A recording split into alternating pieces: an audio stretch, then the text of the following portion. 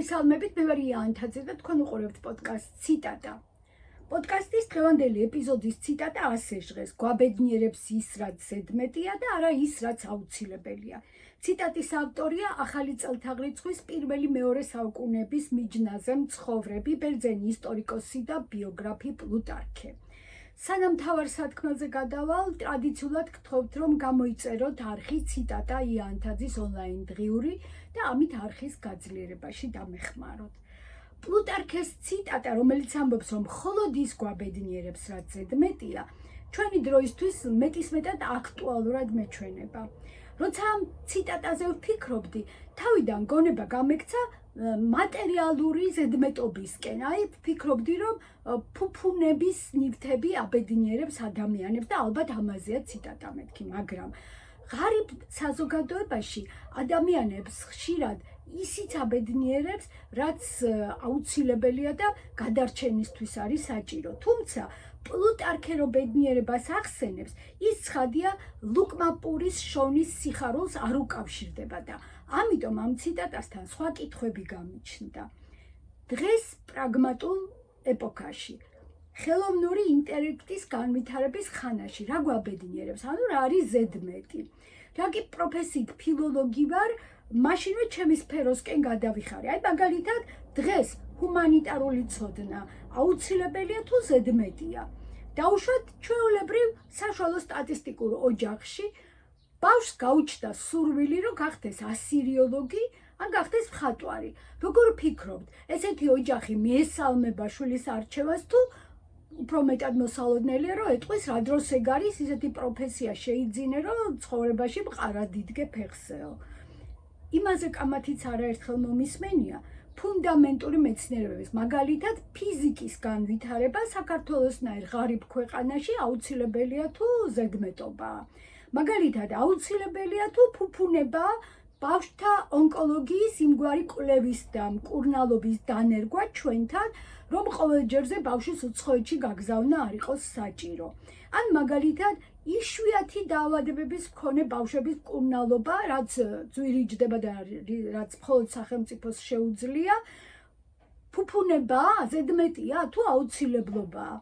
ასეთ ფიქრებს თუ გავყვებით, ალბათ ვერასდროს ვიპოვით მყარ ზღვარს აუცილებელსა და ზედმეტს, აუცილებელსა და ფუფუნებას შორის.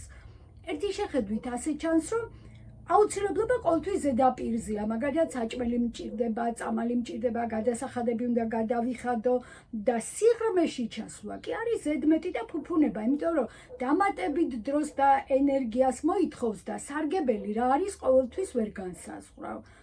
მაგალითად, Facebook-ის და Instagram-ის სკროლვა არის ადვილი, მაგრამ წიგნების კითხვა რთულია, იმიტომ რომ მოცალეობას მოითხოვს. მუზეუმში წასვლა და სიამოვნების მიღება რთულია, იმიტომ რომ ჯერ ერთი ბილეთის ფული უნდა გქონდეს და თან გუნება განწყობაც უნდა მოგყვებოდეს. ბევრისთვის კინოში ან თეატრში წასვლაც ფუფუნებაა და ამიტომ გამოდის, რომ არსებითად ზედმეტია. ახლა ამ საკითხს სხვა კუთხით შევხედოთ. რა არის აუცილებელი და რა არის ზედმეტი, ეს მაინც სუბიექტური აღქმით წყდება ალბათ დამეთანხმებით. თუ ადამიანის ცხოვრების მიზანია, რომ რაც შეიძლება მეტი ფული იშოვოს და რაც შეიძლება მეტად გაიუმჯობესოს კარიერა, მას შემოსავლის და კარიერის შესაბამისი ნივთები სჭირდება, რომ ამ ნივთებმა მათი მფლობელის სტატუსი დაამოწმოს. ის, რაც ჩვენ სხვა ნაპირზე დარჩენილებს, ფუფუნების საგნები გგონია, ძვირადღირებული ჩანთები იქნება, საათები, მანქანები თუ სხვა ნივთები, სინამდვილეში მათი მფლობელებისთვის არის სრული აუცილებლობა. იმიტომ რომ სწორედ ეს ნივთები ერთი შეხედვითვე ადასტურებენ მფლობელის სტატუსს და სტატუსში მაინდამაინც მინისტრობას ან მერობას არ გულისხმობ. არამედ ვგულისხმობ იმას, რომ ეს ნივთები აჩვენებს, რომელ სოციალურ ფენას განეკუთვნებიან მათი მფლობელები. ჟურნალისტები რომ ეკითხებიან ხოლმე იმ ძვირი ნაპირის ბინადრებს, ძირითადად ჩინოვნიკებს, აბა თქვენი ჩანთა რა ღირდა, აბა თქვენი სათვალე რა ღირდა და ასე შემდეგ, თუ დააკვირდებით, ამგვარი კითხვების ადრესატების პასუხში ყოველთვის იგრძნობა დიდი ცინიზმი და რატომ? იმიტომ რომ მე ძალიან კარგად ხვდები რა იგულისხმება ამ ცინიზმში, იგულისხმება რომ ეს სულელი ჟურნალისტებიო ფიქრობენ რომ ეს ყველაფერი არის ფუფუნების საგნებიო და სინამდვილეში ვერ ხვდებიან და ვერც ვერასდროს ვერ მიხვდებიან რომ ეს არის აბსოლუტური აუცილებელი საგნები და აუცილებელი ნივთებიო. შეიძლება დაუჯერებლად ჟღერდეს, მაგრამ საქართველოში საზოგადოება ფენებად სწორედ იმის მიხედვით იყოფა, ვის რა მიაჩნია აუცილებლად და ვის რა მიაჩნია ზედმეტად. ახლა გავაგრძელოთ. რაც უფრო ფართოა აუცილებლის ჩარჩო, ანუ რაც უფრო ძვირად ღირებული ნივთები არის აუცილებელი საკუთარი სტატუსის დასამოწმებლად, მით უფრო ვიწროვდება ზედმეტობის, ანუ ფუფუნების ზონა და ეს გასაგებია, იმიტომ რომ აუცილებლის ზღვარი არის თამასა, ამ ზღვრის ძალიან ზევით არის აწეული და ამიტომ. ხოლო პლუტარქე რას ამბობს? პლუტარქე ამბობს, რომ გვაბედნიერებს ის, რაც ზედმეტიაო. წარმოიდგინეთ, რა შეიძლება იყოს ზედმეტი იმ ადამიანებისთვის, რომლებიც ზღაპრული ფასის მქონე ნივთებს ძალიან გულწრფელად მიიჩნევენ აუცილებელ ნივთებად.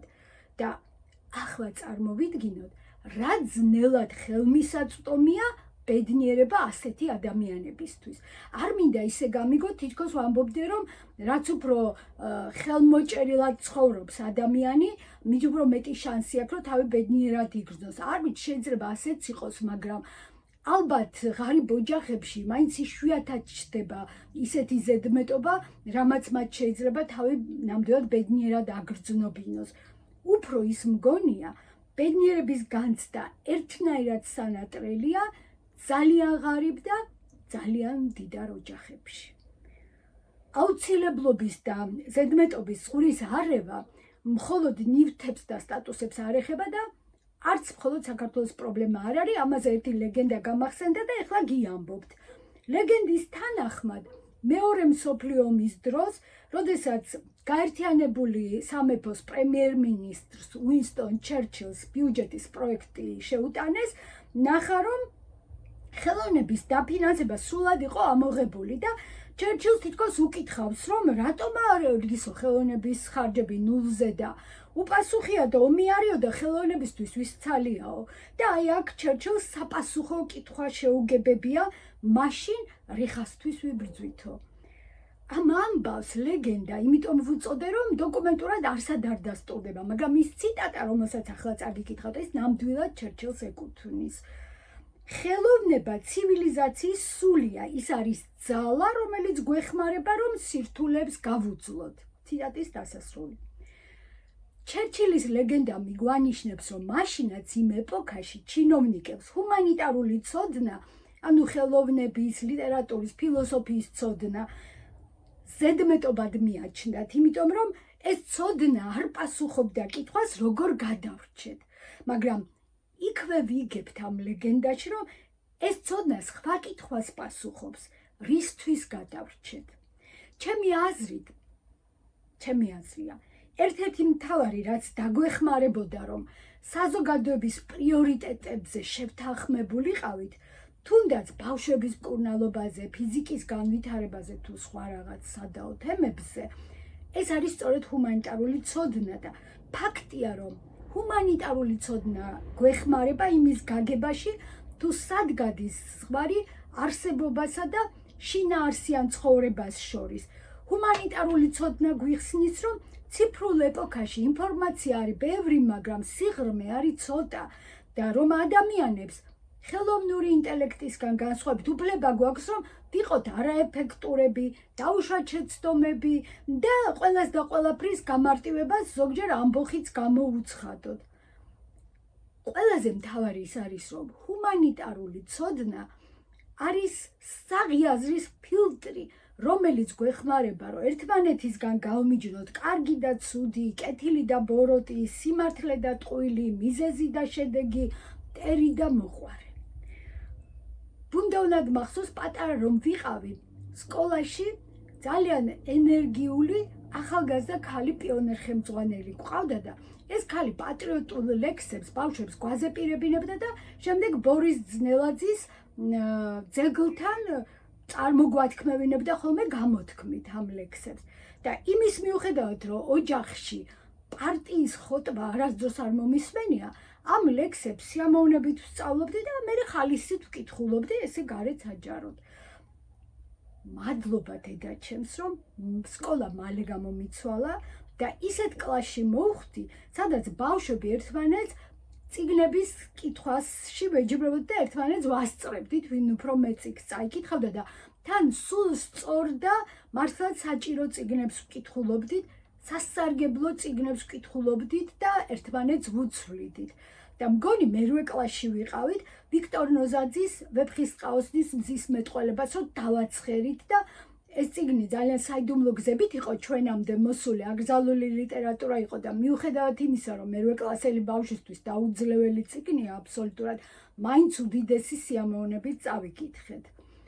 იმ წიგნებმა და ჩემს ახალ მეგობრებთან ურთიერთობამ ცნობიერება მთლიანად ამომიყირავა და ბევრჯერ მიფიქრია იმის შესახებ, სკოლა რომ არ გამომეცვალა, როგორი ვიქნებოდი, ან რა პროფესიას ავირჩევდი, ან ვინმე სხვა პიონერ ხელმძღვანელის ხელში ხომ არ ჩავვარდებოდი და მთელი ცხოვრება მის ჭკუაზე ხომ არ ვივლიდი.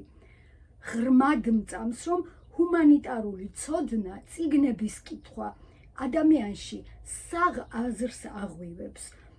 წინა გადაცემაში ცოდნისგან განპარტავნებული და ცინიკოსებად ქცეული ადამიანები ვახსენე, მაგრამ ისინი მაინც გამონაკლისები არიან და ნორმა რა არის ჩვენ საზოგადოებაში, რომ ადამიანები ერთმანეთს ედავებიან, წაკითხულიდან აზრი ვერ გამოგაქვსო, ტყუილზა მართალს ერთმანეთისგან ვერ არჩევო და ასეთი კამათი ალბათ ბევრჯერ გვინახავს, ან წაგვიკითხავს ამის შესახებ.